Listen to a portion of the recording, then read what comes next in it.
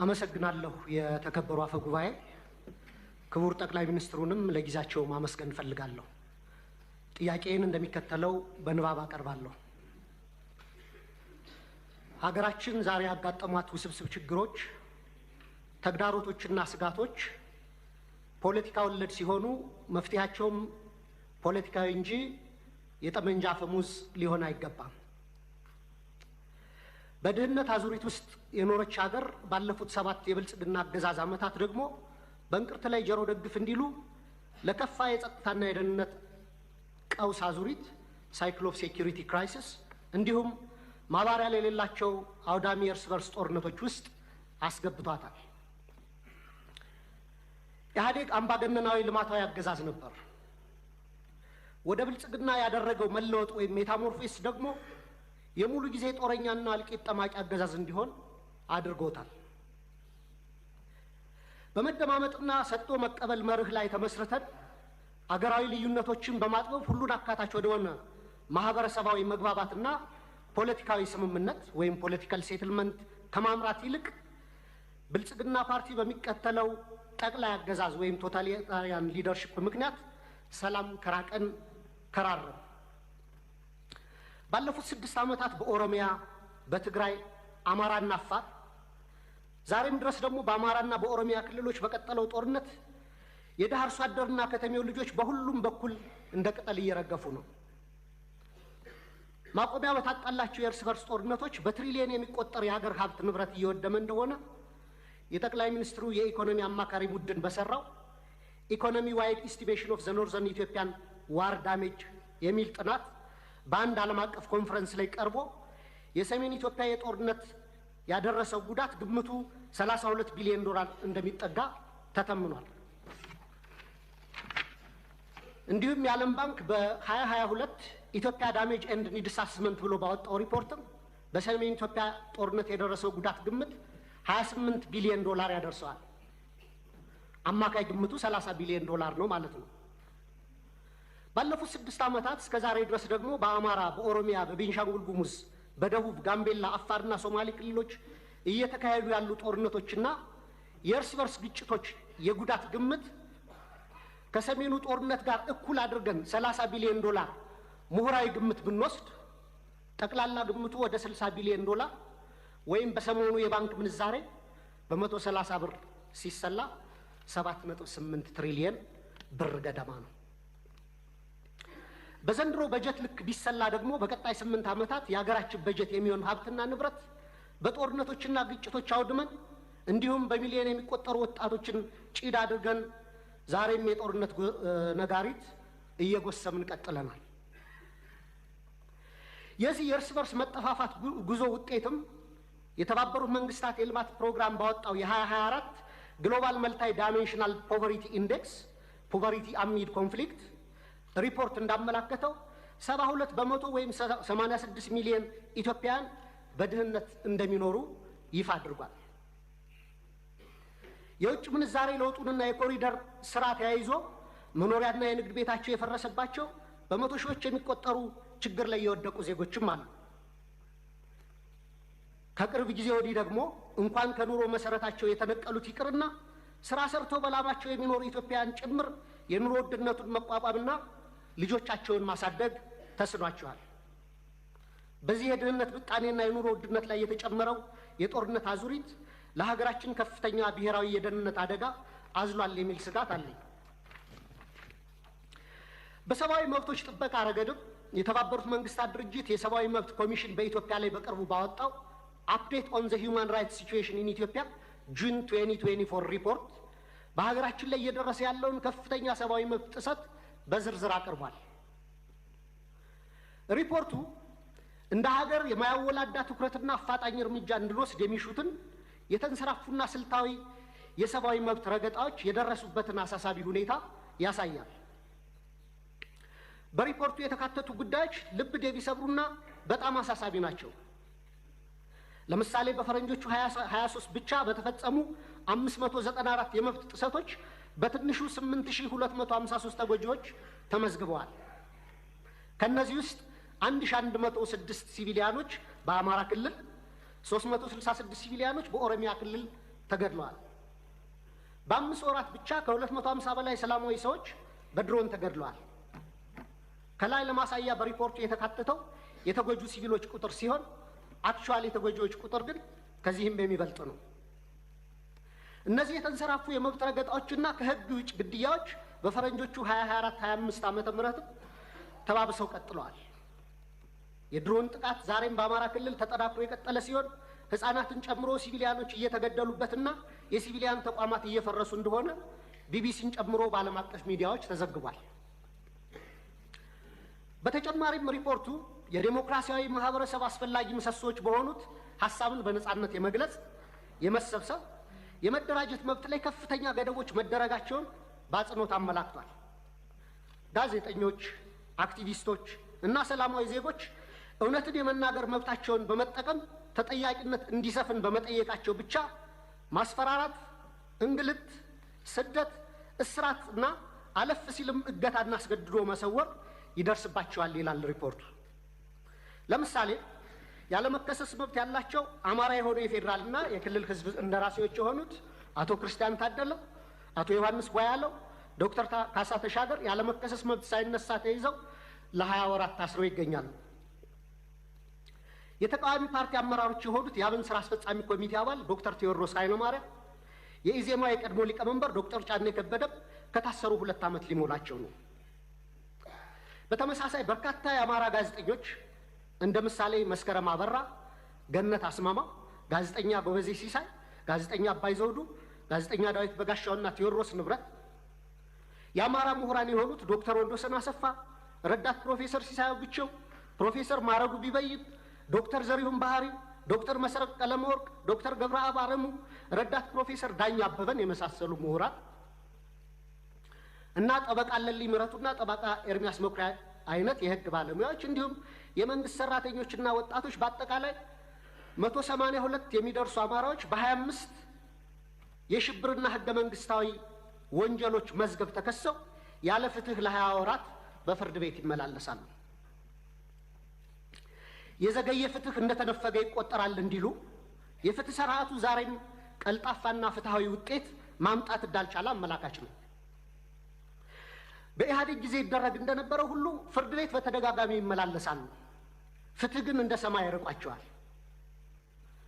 በጦር ሜዳ እያዋጉ ተይዘው የታሰሩ የህወሓት አመራሮችን በአጭር ጊዜ የፈታ መንግስት በገዢው ፓርቲ አሰራሮች ላይ የሰላ ትችት የሚሰነዝሩ አማራዎችን ይህን ያህል ጊዜ ያለ ፍርድ ማሰር የገዢውን ፓርቲ አባላት ጠር ፖሊሲዎች በግላጭ የሚያሳይ ነው። የአማራ ክልሉን ጦርነት ተከትሎ ለ10 ወራት የቆየ አስቸኳይ ጊዜ አዋጅ በታወጀበት ባለፉት 20 ወራት ውስጥም በሺዎች የሚቆጠሩ አማራዎች መታወቂያቸው እየታየና በብሔር እየተለዩ ኢተኒክ ፕሮፋይሊንግ እየተደረጉ ታስረዋል። ኢሰብአዊ ለሆኑ አያያዞች መጋለጣቸውንም መንግስታዊ የመብቶች ተቋም ኢሰመቁና ዓለም አቀፍ ድርጅቶች ጭምር ገልጸውታል። የአስቸኳይ ጊዜ አዋጅ ከተጠናቀቀ በኋላ ባለፈው ወር በመዲናችን እስከ ተካሄደው የአፍሪካ መሪዎች ጉባኤ ድረስ የአማራ ልጆች ጅምላ ስር አልቆመም። የተባበሩት መንግስታት ድርጅት የሰብአዊ መብቶች ኮሚሽን ባወጣው ሪፖርት ውስጥ የተካተቱ አብዛኛዎቹ የመብት ጥሰቶች መንግስታዊ ተቋም በሆነ የኢትዮጵያ ሰብአዊ መብቶች 2016 ሪፖርት በምርመራ ጭምር የተረጋገጡ ናቸው። በተጨማሪም ኢሰመጉ፣ አምነስቲ ኢንተርናሽናል፣ ሂውማን ራይትስ ዋች፣ ሲፒጄ እና የአውሮፓ እና የአሜሪካ ኤምባሲዎች ጭምር ባወጣቸው ሪፖርቶች እና መግለጫዎቻቸው አሳሳቢነታቸውን ገልጸዋል። መንግስታዊ ኢሰመጉ ጥቅምት 13 2017 ባወጣው ሪፖርትም በአዲስ አበባ በአማራና በኦሮሚያ ክልሎች የተለያዩ አካባቢዎች በርካታ ዜጎች ያስገድዶ መሰወር ወይም ፎርስ ዲስአፒራንስ ሁኔታ ሊያቋቁም በሚችሉ እና ያሉበት ሳይገለጽ በተራዘመ እስር ውስጥ እንደሚገኙ ተመላክቷል። የፖለቲካ ምህዳሩን ስናይ ደግሞ ተዘግቶ ምንም አይነት የተቃውሞ ድምጾች እንዳይሰሙ ከፍተኛ የመብቶች መቃ እየተፈጸመ ሲሆን በብልጽግና የሴፍቲኔት ፓኬጅ ውስጥ ያልተካተቱ ጥቂት የተቃውሞ ድምጾችም ሳፎኬት ተደርገው በደመነፍስ ለመተንፈስ እየተፍጨረጨሩ ነው። እነዚህ ሁሉ ዓለም አቀፍና ሀገር አቀፍ ተቋማት የሀገራችን የሰብአዊ መብት አያያዝ አስስቧቸው ሪፖርታቸውን የሚያወጡት የሚመለከታቸው የመንግስት አካላት ትኩረት አድርገው ችግሮች እንዲፈቱ እንዲያደርጉና መንግስቶም አፋጣኝ እርምጃ ወስዶ እንዲስተካከሉ እንዲሁም ተጠያቂነት እንዲሰፍን ነው። የህዝብ ተወካዮች ምክር ቤትም አንድም ቀን እንኳ ሁኔታውን በተመለከተ በምክር ቤቱ ስብሰባዎች አጀንዳ አድርጎ አለመወያየቱ፣ ሁኔታውን በተመለከተም በአስፈጻሚው ላይ በቂ ክትትልና ቁጥጥር አለማድረጉ፣ በህገ መንግስቱ በተሰጠው ስልጣን መሰረት አንድም የእርምት እርምጃ አለመውሰዱ በታሪክና በትውልድ ፊት ተጠያቂ የሚያደርገው ነው። የተከበሩ አፈ ጉባኤ፣ ክቡር ጠቅላይ ሚኒስትር፣ ከላይ ያለውን የሀገሪቱን ነባራዊ ሁኔታ የተመለከተ ረጅም ትችት ያቀረብኩት ለጥያቄ መቅድም እንዲሆነኝ እንጂ መቼም ብልጽግና ስለ ሀገራዊ ችግሮቻችን አላይም፣ አልሰማም፣ አልናገርም ካለ ውሎ ማደሩ ጠፍቶኝ አይደለም። ብልጽግና የሚታየው ጦርነት፣ የሚሰማው የቄስ ሞገሴዎችን ከንቱ ውዳሴ፣ ከተናገረም ወይ ደረቅ ፕሮፓጋንዳ ወይም ነጭ ውሸት ነው። በመካከል የከሱና የመነመኑ እውነቶች የሉም ማለት ግን አይደለም። ወደ ጥያቄ ስገባ ባለፉት 7 ዓመታትና ከዚያም በፊት ባሉ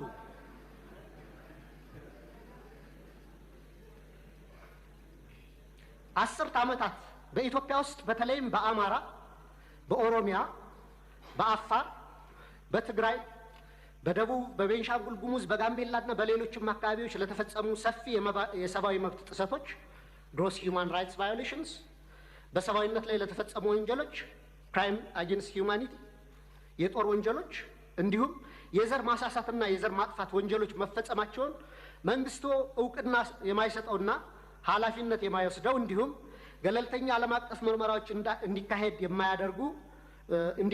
የሚደረጉ ጥሪዎችን የሚያጣጥለው ለምንድን ነው? የሽግግር ፍትህ ከመጀመሩ በፊት እነዚህ ወንጀሎች በገለልተኛ ዓለም አቀፍ ተቋማት ተመርምረው የተፈጸሙ ወንጀሎች እንዲለዩ አትሮሲቲ ዲተርሚኔሽን እና በስማቸው እንዲጠሩ መደረግ አለበት። ከዛም ጥፋት ፈጻሚዎችን ለፍርድ ማቅረብና ተጎጂዎችን መካስ ወዘተ የሽግግር ፍትህ ሂደቱ አካል እንዲሆኑ ሊደረግ ይችላል። እንደ ሀገራዊ ምክክር ኮሚሽን አይነት ሂደቶችም የሀገራችንን ችግሮች እንዲፈቱ ከልብ የምንፈልግ ከሆነ በአማራና በኦሮሚያ ክልል እየተካሄዱ ያሉ ጦርነቶች፣ አውዳሚ ወንድማማች ጦርነቶች በአስቸኳይ እንዲቆሙ ሳይለንሲንግ ዘገንስ መደረግ አለበት። የሰሜኑን ጦርነት እንዲቆም ያደረገው ዋነኛው አካል የፌዴራል መንግስቱ ሲሆን አሁንም በተለያዩ የሀገሪቱ አካባቢዎች ያሉ ጦርነቶችን የማስቆም ተቀዳሚ ኃላፊነቱ የሞራልና የታሪክ ተጠየቅም የሚወድቀው በፌዴራል መንግስቱ ላይ ነው። መንግስታዊ ያልሆኑ ተፋላሚዎች ኃላፊነታቸው በሁለተኛ ደረጃ የሚታይ ነው። ዘመናዊ የሀገራችን ታሪክ ብናይ እንኳን ለመቶ ዓመታት የፖለቲካ ችግሮቻችን በጠመንጃ አፈሙዝ ለመፍታት የሄድንበትና ዛሬም የቀጠልንበት መንገድ የዓለም ጭራ የሌሎች ሀገራት መሳቂያና መሳለቂያ ያደረገን ችግር ሲሆን ከዚህ የግጭትና የጦርነት አዙሪት በአስቸኳይ ካልወጣን እንደ ሀገር ለመቀጠል የምንችልበት ምንም ማስተማመኛ የለንም። በዚህ ረገድ መንግስት ዋነኛ ኃላፊነት ይኖርበት እንጂ የአማራ ፋኖ ኃይሎችና የኦሮሞ ነጻነት ሰራዊትም ጦርነቶችን ለማስቆምና የሚታገሉላቸው ዓላማዎች በሰላማዊ መንገድ እንዲመለሱ ማድረግ የሚቻልባቸውን እድሎች ሁሉ አሟጠው እንዲመለከቱ፣ ለሰላም ለሚደረጉ አገራዊም ሆነ ዓለም አቀፋዊ ጥሪዎችና ጥረቶች መሳካትም የድርሻቸውን እንዲወጡ በወከለኝ የባህር ዳር ከተማ ህዝብ በመላ ኢትዮጵያና በራሴ ስም ጥሪ ማቅረብ እፈልጋለሁ። በጣም አመሰግናለሁ። ክቡር ዶክተር ደሳለኝ ሰፋ ያለ የጥያቄ መቅድም ካነበቡልን በኋላ አንድ ጥያቄ ጠይቀዋል። ለዚያ ጥያቄያቸውም ራሳቸው ምላሽ ሰጥተዋል። ጠይቀው ስለመለሱ እንዲሁ ማለፍ ይቻላል። ነገር ግን ለሳቸው ክብር፣ ለዚህ ምክር ቤትም ክብር ሲባል አንዳንዶቹ ነገሮች በግርድፉ አንስቼ አልፋለሁ። አንደኛ ይሄን ጦር ሰባቂ መንግስት በዚህ ልክ ክሪቲሳይዝ ሲያደርጉት ህዝብ እንዳይወጣ፣ እንዳይገባ፣ እንዳይማር፣ እንዳያርስ፣ ማዳበሪያ እንዳይወስድ ያደረገውን ኃይል ምን ነው አላየኸውም አልሰማውም አሉት። በህዝብ መሰብሰቢያ በእርሶ ከተማ ቦምብ ንጹሃን ሰዎች የሚንቀሳቀሱበት ቦታ ላይ የሚያፈነዳን ኃይል ምን ነው ዝም አሉት? ሽማግሌ ላስታርቅ ብሎ ሲሄድ ቄሶች፣ አሮጊቶች በንብርክክ የሚያስኬደውን ከኢትዮጵያ ባህል ውጭ የሚገለውን ኃይል ምን ነው አላቅህም አሉት። ከሁሉ ደግሞ የገረመኝ በእርሶና በእርሶ ፓርቲ ግንባር ቀደም ተዋናይነት የነበረውን የትግራይ ውጊያ ምን ነው የትግራይ ውጊያ ያሉት? አዝማች አልነበሩ እንደ እርሶ? እነዚህ ሳቢዎች የማያውቁት ሀገር ሄዶ ቁርበት አንጥፉልኝ እንዳለው ስጋ በሊታ ያስመስለዋል። ይሄ ተገቢ አይመስለኝም። በእኛ በኩል ያለውን ክሪቲክስ ችግር የለውም እንፈትሸዋለን። እርሶ ግን ትንሽ ሚዛን ቢጠብቁ ጠቃሚ ነበር ብዬ አስባለሁ። ምክንያቱም ለሰላም ምን ያክል ጥሪ እንዳደረግን በዚህ ቤት ጭምር ስለሚያውቁ። ሌላው በጣም የገረመኝ ጉዳይ የእርሶ መንግስት በቄስ ሞገሴዎች ውዳሴ ያሉት እኛ ሰፈር ፊታውራሪ መሸሻ የሉም፣ ቄስ ሞገሴዎች ምን ያደርጋሉ ነው። ቄስ ሞገሴ ፊታውራሪ መሸሻ በሌሉበት ህልውና እንደሌላቸው ስለሚታወቅ ባይሆን እኛ ጉዱ ካሳዎች ብንባል ያምር ይሆናል እንጂ ቤት በኩል ነው ቄስ ሞገሴዎች እኛ ሰፈር የሚታዩት። ምክንያቱም እኛ ትናንትናን ናፋቂዎች፣ ትናንትናን ለማጽናት የምንሸረግድ ሰዎች ሳንሆን ነገን ለልጆቻችን ለመስራት መጋፈጥ የማይጋባንን ጉዳዮች የምንጋፈጥ ለውጥ ፈላጊዎች ነን። ጉዱ ካሳዎች ነን። ይሄንን እሳቤውን እዚህ ቤት የነበሩት ሐዲስ ዓለማየሁ ላፍታ ተነስተው ጥያቄውና ኢትዮጵያ ውስጥ ያለውን ነገር ቢመለከቱ ምን ነው ያብዬን ወደምዬ የሚሉ ይመስለኛል። መንግስታችን ለክሪቲክስ በጣም ክፍት ነው። ኢትዮጵያ ውስጥ ባልተለመደ ሁኔታ ስልክ ያለው ማይክ የያዘው ሁሉ የሚናገርበት ዘመን ነው ይሄ ዘመን። ሀሳብ በመግለጽ ሰው ይታሰራል ላሉት እርስዎ እዚህ ፓርላማ አካባቢ ከመቅረቡ በፊት የዚህ ፓርላማ አባል ነበርኩኝ። ቅድም እንዳደረጉት አይነት ግላጭ ስድብ አይፈቀድም ፓርላማ ውስጥ። ነበርንበት፣ እናውቀዋለን። ሰው በንግግሩ የሚታሰር ከሆነ ጦረኛ፣ ግጭት ጨማቂ፣ ጆሮ የሌለው ከሚል በላይ ስድብ ምን አለ? እዚህ ፊት ለፊታችን ሆነው እየተሳደቡ እንኳን ካልታሰሩ ሰው በንግግሩ ብቻ አይታሰርም ማለት ነው። ጦረኛ፣ ግጭት ጨማቂ፣ ጆሮ አልቦች ካሉ በኋላ ልክ እናስገባችኋለን፣ በትጥቅ በ2 ሳምንት 4 ኪሎ እንገባለን ቢጨምሩበት ግን እርሶም አይቀርሉት ነበር። በመሳደብ አይደለም። ከዚያ አልፎ በኃይል የተመረጠን መንግስት መናድ ሲጨመርበት ነው ጸብ የሚመጣው። ዩቲዩብ ላይ የተናገረ ሁሉ ጋዜጠኛ ሆኖ ጋዜጠኞች ታሰሩ ያሉት እንደዚህ ዘመን መቼም የኢትዮጵያ ሕዝብ ይታዘባል። ከፓርላማም ውጭ ሰው እንዳሻው የሚናገርበት ዘመን፣ ሁሉ ጉዳይ ፖለቲካ የሆነበት ዘመን ያለ አይመስለኝም። ይሄ ሲባል ይሄ መንግስት ሆሊ ነው፣ ምንም አይነት እንከን የለውም፣ ስራው ሁሉ የተቀደሰ ብዬ ልመጻደቅ አልፈልግም። እርስዎ ካቀረባቸው ሀሳቦች ውስጥ መፈተሽ ያለባቸው ጉዳዮች ይኖራሉ፣ መታረም ያለባቸው ጉዳዮች ይኖራሉ። በእስርም በክስ ሂደትም በሌላም ጉዳይ መንግስት ሁልጊዜ ራሱን ክፍት አድርጎ መፈተሽ አለበት። እንከን የለኝም የሚል መንግስት አያድግም። ነገር ግን ሚዛን ሲጠፋ ለሚሰማውም ትውልድ ለእርሶም ፓርቲ ጉዳት ያለው ስለመሰለኝ ነው። ምክንያቱም ይሄ መንግስት አሁን ያለው መንግስት የእርሶ ፓርቲ መንግስት ሆኖ ያቋቋመው ነው። የእርሶ ፓርቲ ሊቀመንበር የኔ ካቢኔ አባል ናቸው። የእርሶ ፓርቲ አመራሮች በአማራ ክልል፣ በአዲስ አበባ ክልል ውስጥ፣ በአዲስ አበባ ከተማ ውስጥ አመራሮች ናቸው። በጋራ የምንመራው መንግስት ነው። እናንተም ስላላችሁ እኛም ስላለንበት ሰዎችም ስለሆን ስንፍናዎች ይኖራሉ፣ ድካሞች ይኖራሉ፣ መታረም የሚገባቸው ጉዳዮች ይኖራሉ። ለምሳሌ ጦርነት በሚመለከት ወደ ኋላ መለስ ብለው የኢትዮጵያን የ100 ዓመት ታሪክ ይመልከቱ። በ100 ዓመት ጊዜ ውስጥ 7 ዓመት ሙሉ ከአንድም ጎረቤት ጋር ያልተዋጋ ብቸኛው መንግስት የኛ መንግስት ነው።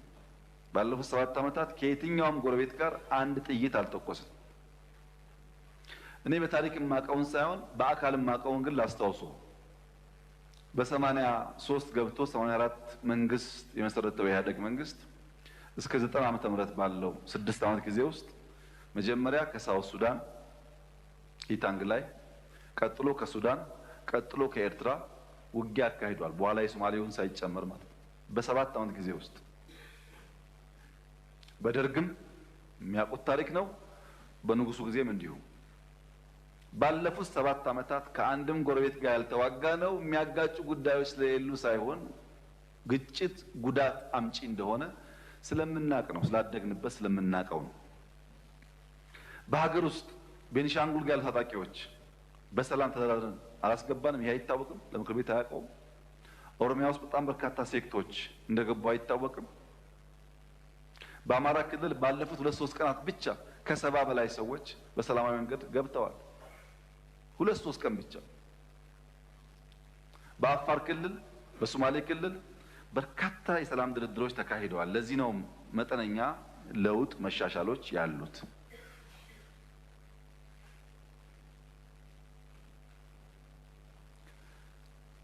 ስለታሰሩ እስረኞች ያነሱት ይህ ፓርላማ እነዚህን እስረኞች ስንቴ ጎበኛቸው? ሄዳችሁ አላያችሁም? አልጎበኛችሁም? በሚዲያ ይቻል ውስጥ ጎበኙ። ድሮ እንኳን ፓርላማ በእንደዚህ አይነት ጉዳይ የታሰሩ ሰዎች መጎብኘት ይቅርና ታሳሪዎቹ ራሳቸው ከእስር ሲፈቱ የት ቦታ እንደታሰሩ አያውቁም። ተሸፍነው ገብተው ተሸፍነው ይወጣሉ። ይሄማ ተቀይሯል፣ ተሻሽሏል፣ ለውጥ አለ። የሚቀር ነገር አለ? አዎ አለ። ጀማሪዎች ስለሆን ማረም አለብን፣ ግን ለውድድር የሚቀርብ አይደለም። ብልጽግና በየትኛው መመዘኛ ከኢህአዴግ ጋር አይወዳደርም። በአደረጃጀቱ፣ በእሳቤው፣ በተግባሩ፣ በሚመራበት መርህ ለውድድር የሚቀርብ አይደለም። ይሄን ለእናንተ መንገር ለቀባሪ ማብራት ያህል ስለሆነ አልፈልገውም። እኛ ተመርጠን ሳለ ሙሉ በሙሉ ብቻችንን መንግስት መሆን ስንችል በህግም በሞራል የለም ለሰላማችን ሲባል ከሚፎካከሩ ኃይሎች ጋር በጋራ መንግስት እንፍጠር ያልነው ሰላም ፍለጋ ነው። ሰላም ፍለጋ የታጠቀ ኃይሉ በነፃ ይግባ ሳይጠየቅ ይግባ ብለን ያወጅነው ሰላም ፍለጋ ነው። በየመድረኩ ሰላም ሰላም ሰላም የምንለውም የሰላም ፋይዳ ስለሚገባ ነው። ኢንክሉሲቭ ናሽናል ዲያሎግ ኢትዮጵያ ውስጥ ሲለመን የከረመ አጀንዳ ነው። ጠቃሚ ነው። በሺህ የሚቆጠር ሰው ያለውን ማንኛውም ሀሳብ በነፃነት እያነሳበት ያለ አውድ ነው። ይሄ መጠናከር አለበት። ጠቃሚ ነው። በአንድ በኩል ችግር አለ። ህገ መንግስቱ ይቀደድ ይባላል። የለም እኛ አንቀድም፣ ህዝብ አወያይተን አማክረን ሁሉም ሳይኖሮት ነው የሚቀየረው ደግሞ ሲባል ፕሮሰሱን አንፈልግም ይባላል። አብሮ አይሄድም። ለምሳሌ ከፍትህ ስራ ጋር ተያይዞ የተነሳው በአንድ በኩል ክስ አቅርባችሁ ክሱ ተጓተተ ይባላል። የኛ ስራ ወንጀለኛ ላልነው ሰው ክስ ማቅረብ ነው። መልሰን ፍርድ የምናስፈርድ ከሆነ የሚታሰበው የቼክ ኤንድ ባላንስ ጉዳይ ጠፋ ማለት ነው። ባይከሰሱ ሳይከሰሱ ታሰሩ ይባላል። ታስረው ከተከሰሱ ግን መንግስት ሚናውን እየተወጣ እንዳለ ቢወሰድ ጥሩ ይመስለኛል። ይሄ ሆኖ ነፃነት ለማስተዳደር ችግር አለ። ዲሞክራሲን፣ ነፃነትን፣ ህግን በቅጡ ልምምድ ስላልነበረ አሁን እንቸገራለን። ለዚያም መንግስት መታገስ ይኖርበታል። በብዙ ባለፈው ፓርላማ ላይ ድርድር እያካሄድን ነው ከተቃዋሚዎች ጋር ብያችሁ ነበር። ከኦነጎችም አማራ ክልል አካባቢ ካሉ የሚንቀሳቀሱ ኃይሎችም ድርድሮች ነበሩ። በነገራችን ላይ በአማራም በኦሮሚያም በየትኛውም ጎጥ ያለ የጎበዝ አለቃ በየትኛውም ጎጥ ያለ በግራም በቀኝ ይደራደራል። እኔ አይደለሁም እሱ ነው ይላል እንጂ ሲወጣ ይደራደራል፣ ሽማግሌ ይልካል። ልክ እኔ ካልኩ በኋላ ግን የሚደራደረው ኤክስ ነው፣ መደራደር ተገቢ አይደለም ብሎ የሚዘምተው ደግሞ ራሱ የሚደራደረው አካል ነው።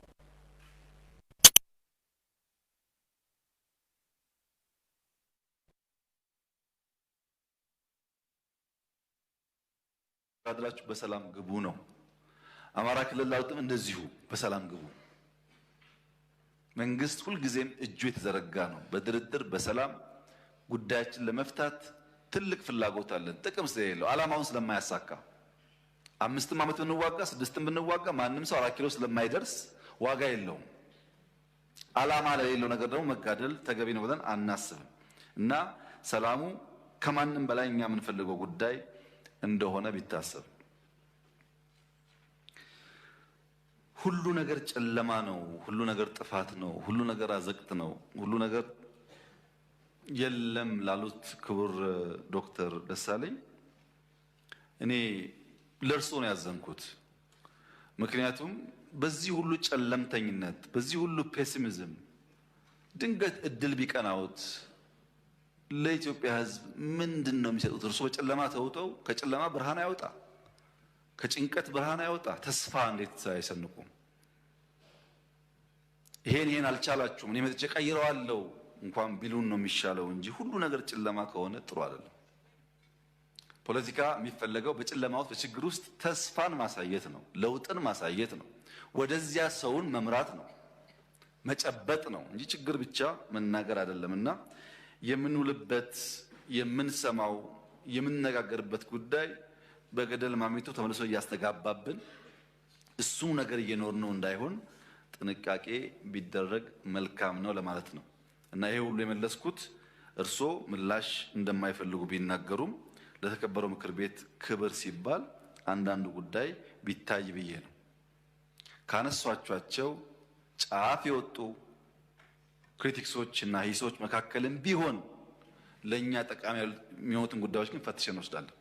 ማደግ ስለምንፈልግ መለወጥ ስለምንፈልግ ከማንም ወገን የሚነሳ ክሪቲክስ በግርድፉ መጣል አንፈልግም።